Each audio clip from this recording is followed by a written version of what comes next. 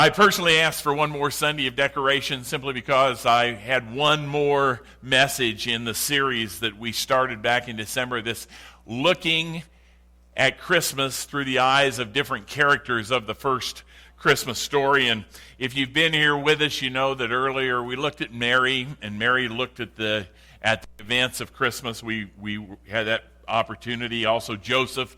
Last week, Christmas weekend, we looked through the eyes of the shepherds, and today we look through the eyes of the wise man. So I just want you to know that I don't apologize for us still being on Christmas around here. I really think that Christmas at BCC is kind of a great time. If you were at our Christmas Eve service, you know what an amazing, chaotic, exciting evening that was, the full house that we have. But I like to think that once we turn the page from Thanksgiving, we celebrate around here Christmas with total abandon and really with no apologies. There's a reason for that, not just because it's the most wonderful time of the year.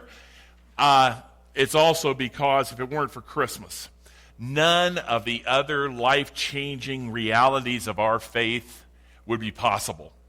There would be no clear understanding really of what God was all about, that he was personal and that he was loving, if we had not seen it in the coming of Christ. Of course, without the coming of Christ, there would be no cross and no resurrection. There would be no conversation about reconciling with God, and there would be no way of salvation that would even be possible for the sin problem that you and I have that could only be taken care of by Jesus. So, we're still celebrating Christmas.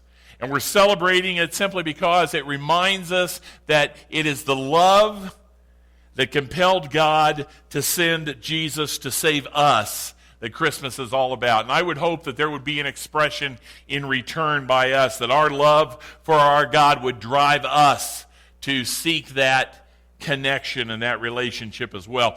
It's been cool to watch y'all, many of you who in generosity and in expression of faith made very special end of the year gifts to this congregation and to the different ministries here.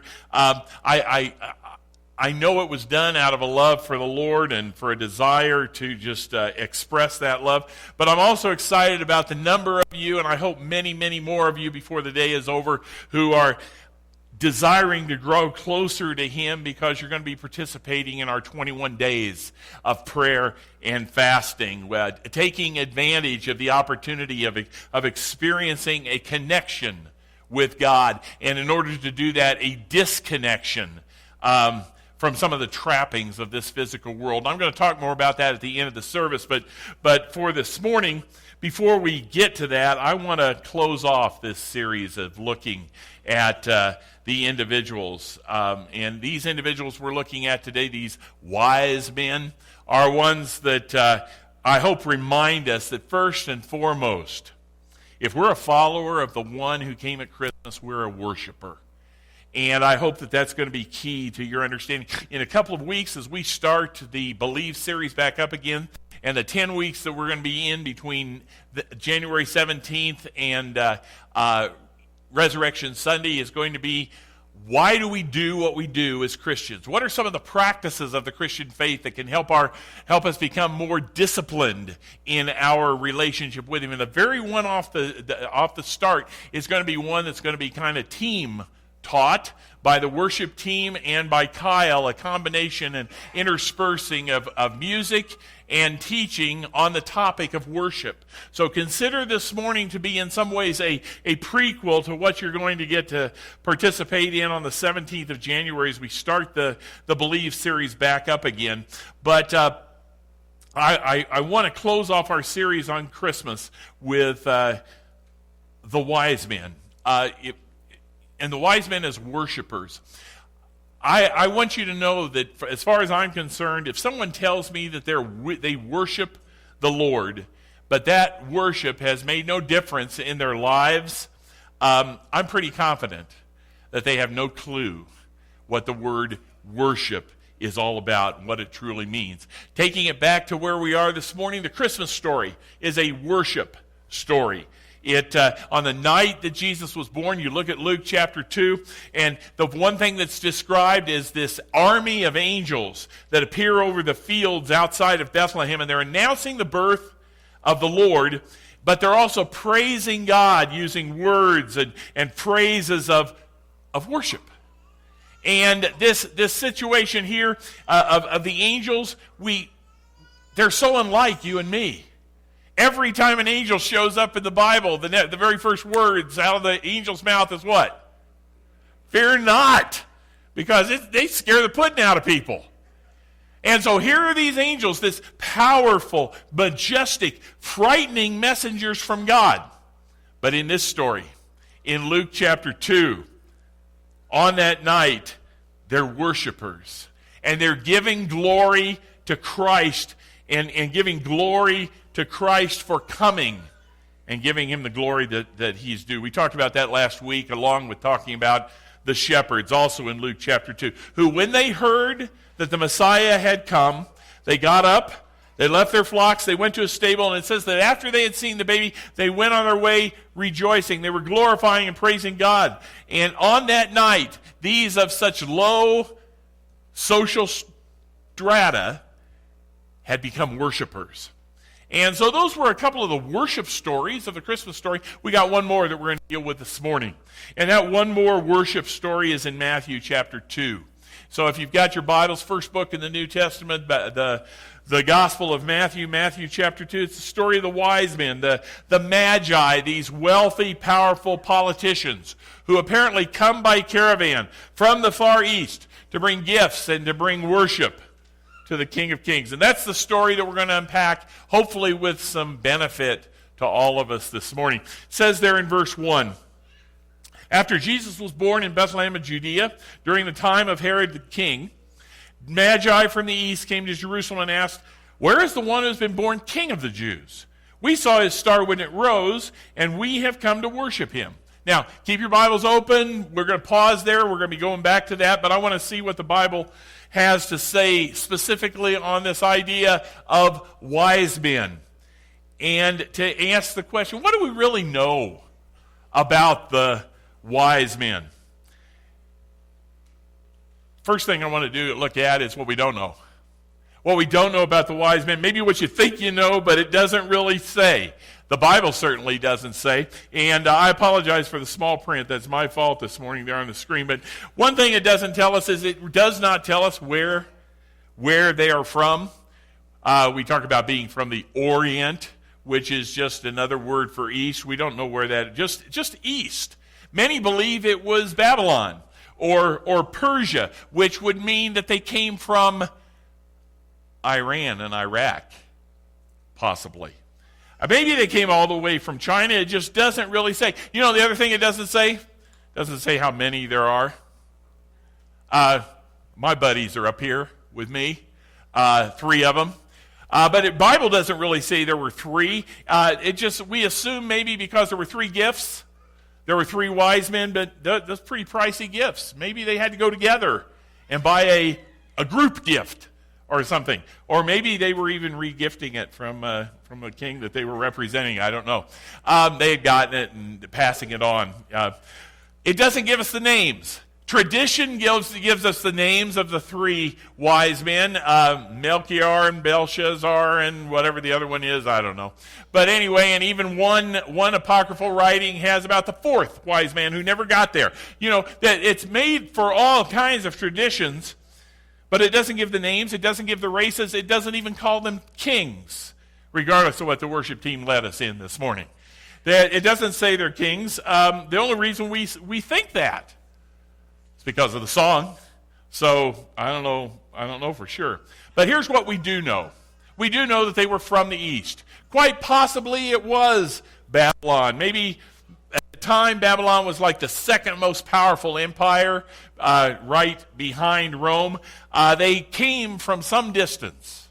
We don't know if they were just getting a late start or whether they in fact took the 2 years to make the journey. But we do see that in verse 11, by the time they get to Bethlehem, a couple of things suggest it didn't happen and that they weren't there the night of the shepherds.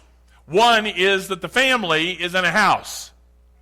It's not. Now, a good father, Joseph probably tried to get his kid out of that stable as quickly as possible. But it appears that he had moved into some kind of a rental cottage of sorts. Not even a hotel anymore, not an inn anymore. They're in a house, not in a stable. And while I admit that most nativities around town, including the one in my front yard, has everybody there. As we went around looking at lights earlier with our kids and grandkids that were here before Christmas, there were places that had Mary and Joseph and the angels and the shepherds and the wise men and Frosty and the Grinch and all of those right there together in the same front yard. But it wasn't historic. That's not historically accurate. In fact, if you read the passage with me, you're going to see that the word that is used for the Christ is a child, no longer a baby. Two different Greek words. The one word in Luke refers to a newborn and an infant. This word refers to a child that's somewhere around the age of 2. So there is a likelihood that it was much later. Thus, I waited until the next year to look at the wise men. Clear into 2016 before we looked at the wise men. It was all brilliant thinking on my part. But they weren't kings. In all truth, they were not kings. They were king makers. They were kind of the power behind the throne. They were the special advisors to the king. It's kind of like today. You know, like it or not, and like the candidate or not, Barack Obama or George Bush or Bill Clinton, none of them were elected specifically because of their records in previous political offices. Every one of them were elected because there were powerful kingmakers behind the throne in the Democratic or the Republican parties who saw them as gifted or intellectual or at least electable. And they threw their influence and they threw their money and they threw their organization behind them and got them elected. That's kind of what the Magi were. The Magi were these kingmakers. They were great consultants. They were highly educated in things like astronomy and astrology and science and finance and religion. And they were the ones who were called on at critical times to forecast the future. They were called on to interpret strange goings-on in the sky with stars, and they were called on to also interpret dreams. And all for the leaders of the countries from which they were the men of influence. It kind of raises the question, well, why would a Jewish king be on the radar of such a country hundreds, maybe thousands of miles away?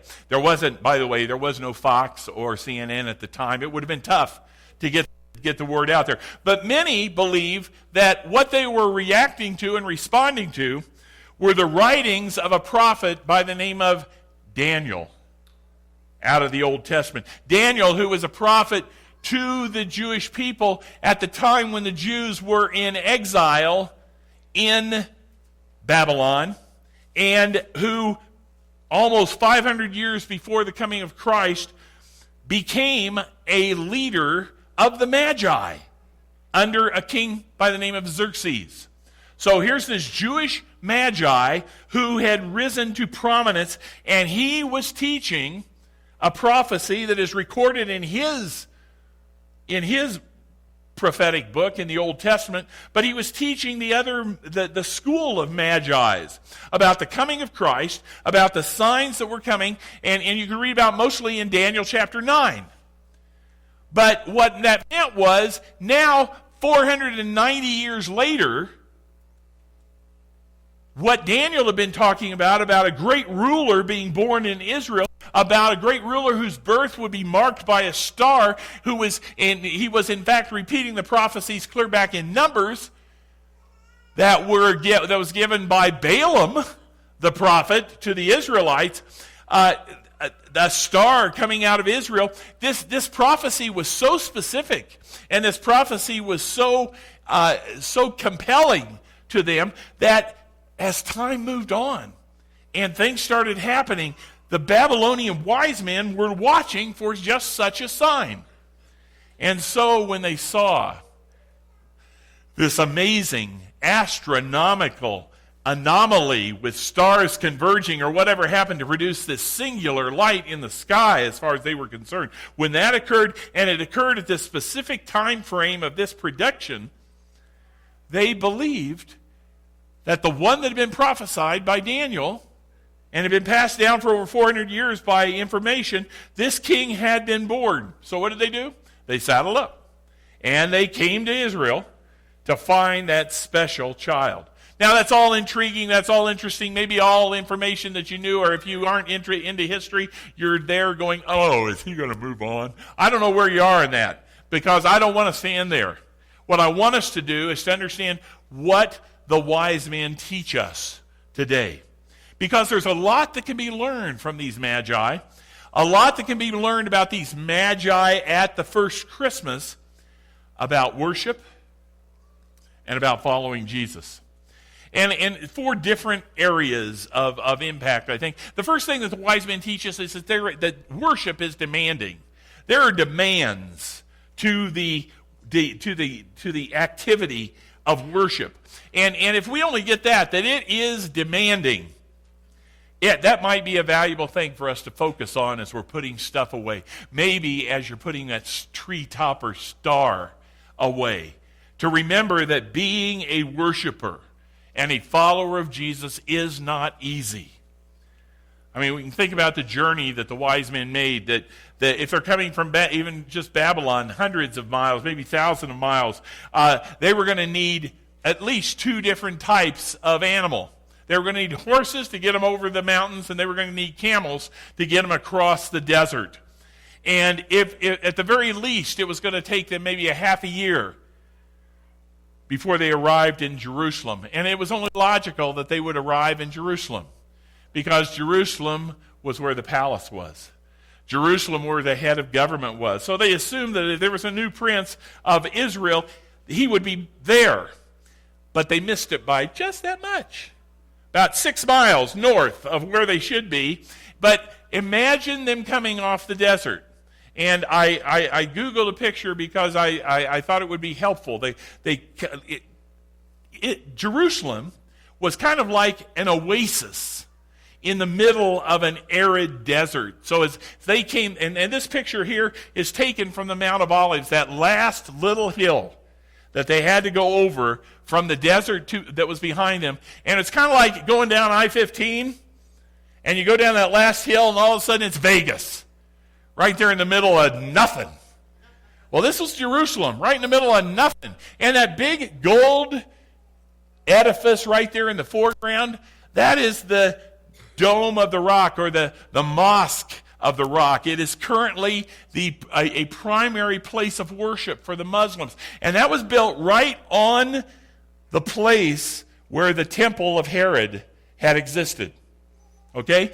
But while we could get into a lot of current event kind of topics with that, just understand that when the wise men came over that last hill, they saw something that was 3 times as high as that prominent structure. 3 times as high. And so it just really kind of caught them like, we've made it. We have arrived. And now they were ready to worship. Now they could put at ease the demands of that preparation that they had gone to. I think it's important that we keep in mind that worship is demanding, because the truth is, too often churches are more inclined, and even us here, to make following Jesus seem easy. Or to suggest that it should be, anyway, or it may at least make it look like such. I mean, you guys are in here, temperature's not too bad. I know some of you are too cold and some of you are too hot, and I give up. But it's better than being out there, right? It's a nice, climate-controlled building. All these things up front, the lights and everything kind of draw us to some things. And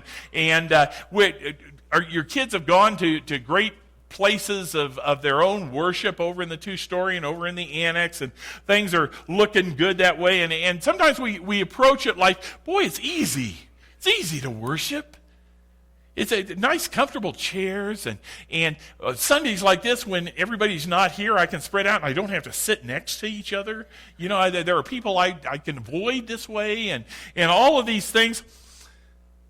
But just understand that if you want to really be a worshiper, if you really want to be a follower of Christ, key to that decision is that you have to say no to some things.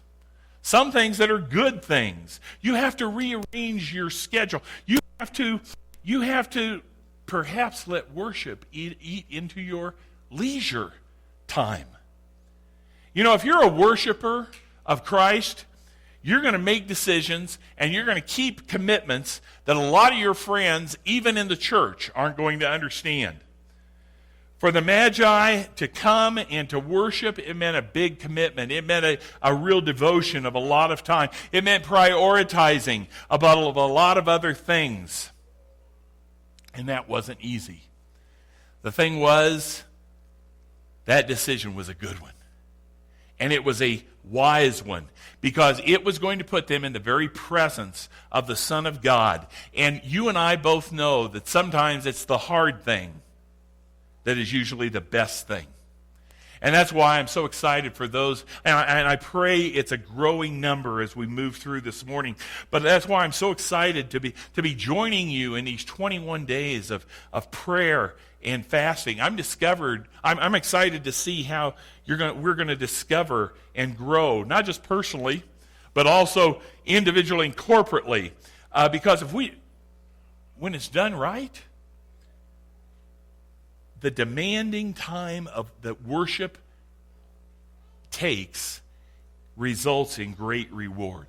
And I hope that's what you're going to experience over these next 3 weeks. But the wise men, when they get to Jerusalem, that's where they expected to find this new prince. And so they go to the palace of the only one that seemed to be in control, and it's a guy by the name of Herod. And they asked the very simple question, where is he? Where is the one who's born king of the Jews? Now, what they didn't understand was how that was going to set Herod off. It says in verse 3, when King Herod heard this, he was disturbed, and all of Jerusalem with him. They were disturbed because Herod was crazy. You can put that in your notes, okay? Herod was crazy. He was a paranoid, power-motivated sociopath, and anytime he got upset, heads were going to roll. And so he scared everybody. They had no idea what he was going to do, but they knew what he'd already done. He had already killed his wife. He had already killed 3 kids, all because he thought they were threatening his place as king in that region. To his Roman counterparts of governors and kings, the running joke was that it was safer to be Herod's pig than to be his son. Because if he got disturbed, it was bad news. Then in verse 4 it says that then Herod called together all the people's chief priests and the teachers of the law, those in Jerusalem who ought to know why these guys had shown up on their doorstep. And he asked them where the Messiah was to be born. In Bethlehem of Judea, they replied, for this is what the prophet has written. But you, Bethlehem, in the land of Judah, are by no means least among rulers of Judah. For out of you will come a ruler who will shepherd my people Israel. If you have a Bible that takes you to a footnote, it'll tell you that that's Micah chapter 6, verse 2. 850 years before, the prophecy of a Messiah being born in Bethlehem was made, and now it's fulfilled exactly as stated. So in verse 7 it says that Herod called the Magi secretly and found out from them the exact time that the star had appeared. And he sent them to Bethlehem and said, go and search carefully for the child, and as soon as you find him, report to me so that I may go and worship him. And after they heard the king, they went on their way, and the star that they had seen when it rose went ahead of them until it stopped over the place where the child was. And when they saw the star, they were overjoyed. This brings us to another realization about worship. Not only is worship demanding, all these starts and stops, and before they finally get to Bethlehem, we also find that if you're going to be a worshiper, you have to be humble. Worship is humbling. There has to be a humility to worship. Here are these magi, rich, influential men. But the story shows us that, first and foremost, they are amazingly humble. They've now arrived at the little village. They've now arrived at the house. And you can see their humility in at least three ways in the story. First one is the fact that they're men and they didn't ask directions. It doesn't happen very often. Ladies, you don't understand this. You don't understand how hard it is that when we men are lost, we don't just pull over and ask for directions. We don't pull out our smartphone to recheck what we've set up. We set that up before we left. We've committed it to memory, and now we're not going to pull it out of our pocket again. That's just a sign of weakness. Ladies, you know why we do that? It doesn't matter why. Get over it, okay? No, the truth is, it's just pride. It's pride. It's hard for us to go to a complete stranger and just say, I'm stupid, I'm lost, you know so much more than I do, can you tell me where I am? We're not going to do that, okay? The great pioneer and frontiersman Daniel Boone was once asked, have you ever been lost? And he said, nope, never been lost. I was a mite confused for about 4 days, but I've never lost. It goes a way back, gentlemen. Someone wrote that if the three wise men had been three wise women, they would have asked for directions, gotten there on time, cleaned the stable, helped deliver the baby, and given sensible gifts. You hear that laughter, guys? That is feminine pride. But in addition to that, maybe on a more serious note, the wise men, even though they were wealthy, they remained spiritually sensitive. And that is a sign of humility. Remember, it was Jesus who taught that it's easier for a camel to go through the eye of a needle than for a rich man to enter the kingdom of God. And then he went on to say, but what's impossible with man is possible with God. You understand what he's saying there? He's saying that it is the very thing that many of us strive for, affluence, that makes it difficult for people to stay spiritually sensitive. And there's some reasons for that. First off, the more you have, the more easily it is to take opportunity of the temptations that are right in front of you.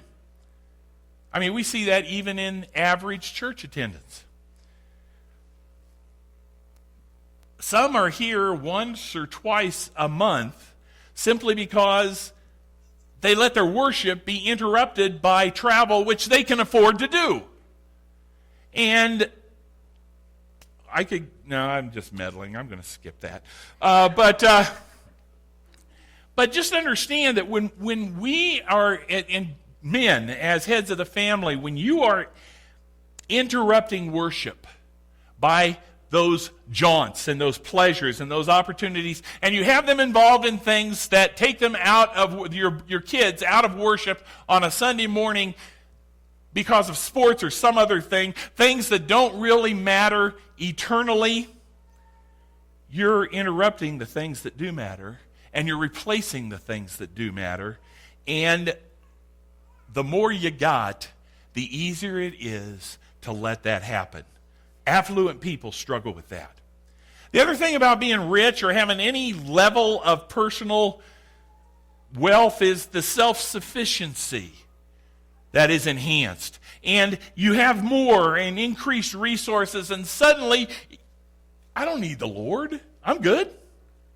I can take care of myself. Or sometimes you reach the level of status where you see yourself as superior to others, and I don't need those folks over there, and I probably don't need their God either. And all of those things together that sometimes are so evident in those who have is why it's so amazing that these wise men, influential and wealthy, still had humility.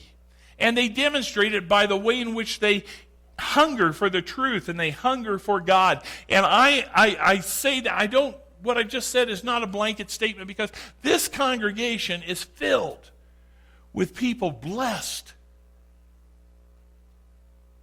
but have given their hearts to the Lord, and thus it's reflected in the way in which they serve and minister and give. There's another way in which these guys show humility, and that is the fact that they are willing to bow at the crib of a baby. Here are these mature adults who worship a little child. On coming to the house, they saw the child with his mother Mary, and they bowed down and they worshiped him. These are people who understood protocol. They understood that people of power and influence, you did certain things in different ways. For if you're part of the foreign service and you have to be involved in embassies and stuff like that, you take a whole course on learning about who to bow to, and who bows first, and who extends the hand, and how low you bow. And you remember, it wasn't too long ago, President Obama got all kinds of flack because he was not doing it the way it was supposed to be done in terms of bowing and handshaking and that kind of stuff. Why? Because protocol matters. And thus, when these guys show up and they go completely off the book in bowing to this, not a king, but to this small child born to peasants. And it happens not in a capital, in a palace. It happens in this village, in this rental property. They humbled themselves. And in so humbling themselves, we get a picture of the impressive sense in which they were worshipers. Yeah, you can contrast that with Herod in the background. Herod, who's this narcissist, who's obsessed with power, who's so concerned about losing his place of prominence that he determines that everybody under the age of 2 around Jerusalem should be executed. All to be sure that if there's a usurper in that group, he's going to be wiped out through the genocide, because he wants to eradicate any threat to his power, to his prominence. Just imagine the grief that this one man's pride caused for this whole region. And by contrast, we call them wise men because of their humility to worship the Christ child. So worship is demanding and worship is humbling, but worship is also expensive. The cost of worship is something that we probably know best about the story of the wise men. It's the most interesting part of the visit for some when we remember what the wise men brought in gifts. They bowed down and worshiped him, and they opened their treasures and presented him with gifts of gold and frankincense and myrrh. And it calls it worship.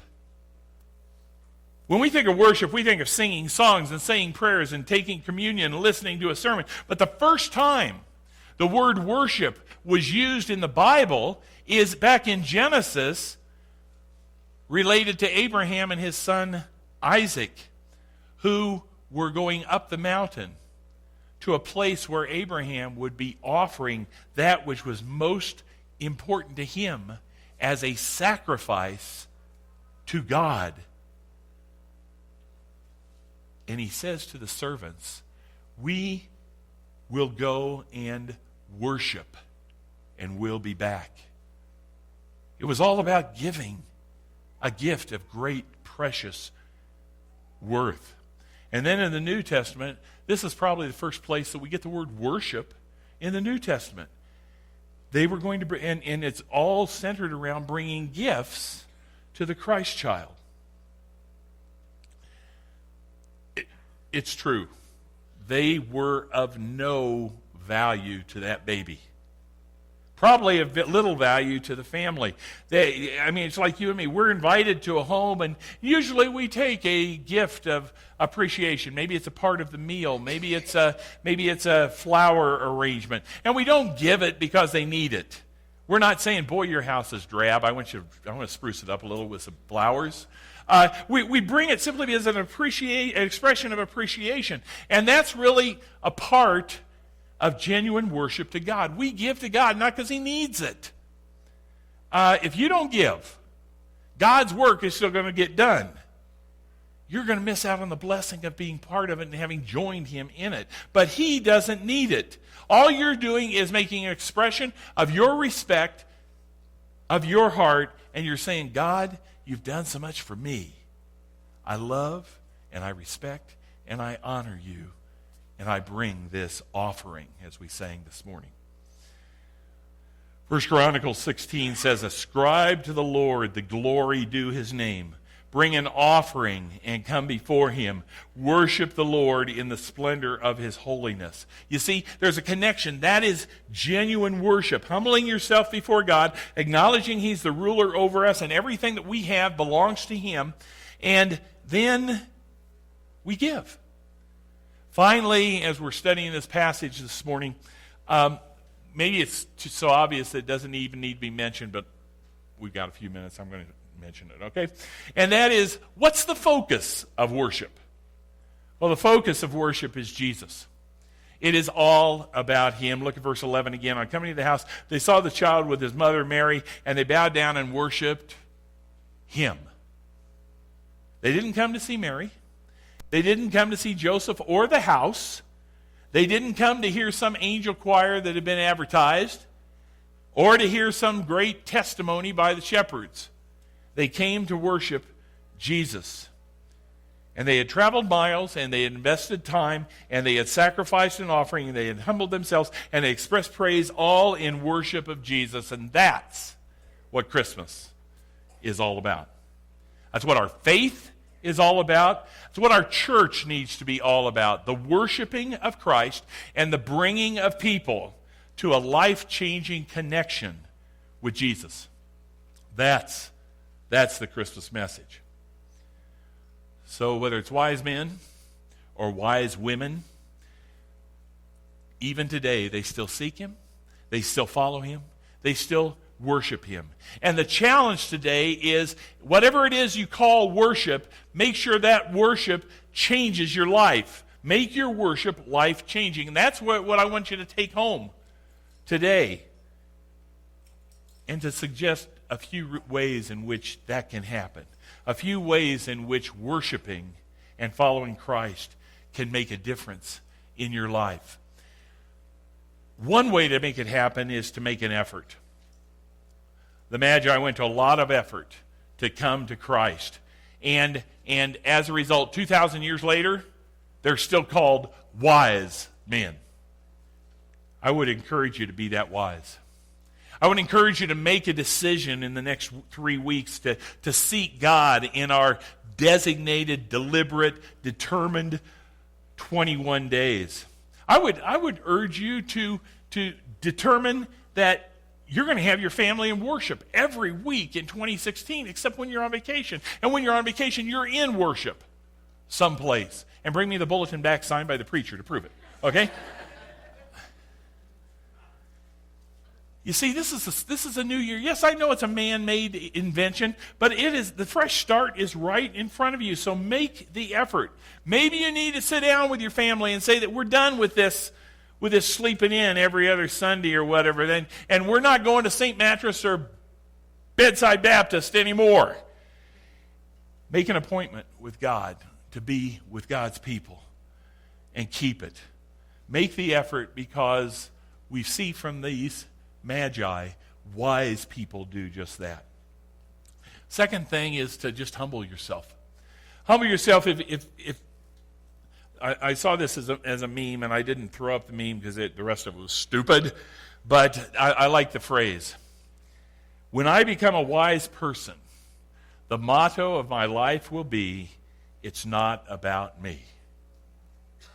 When I become a wise person, the motto of my life will be, it's not about me. Imagine what 2016 could be for you, for your family, for this congregation, if our simple motto was, it's not about me.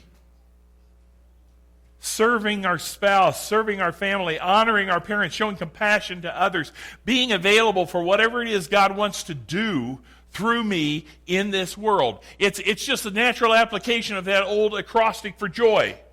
If I put Jesus first and others second and myself third, I'm going to live a joyful but humble life.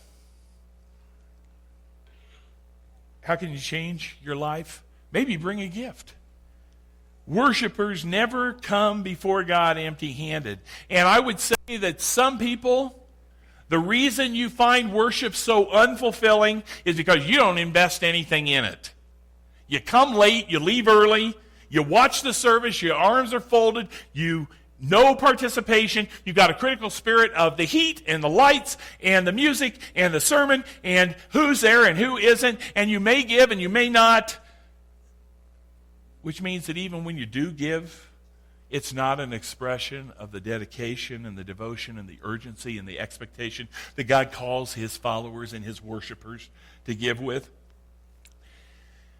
Some are investing so little that I'm not sure why you expect anything.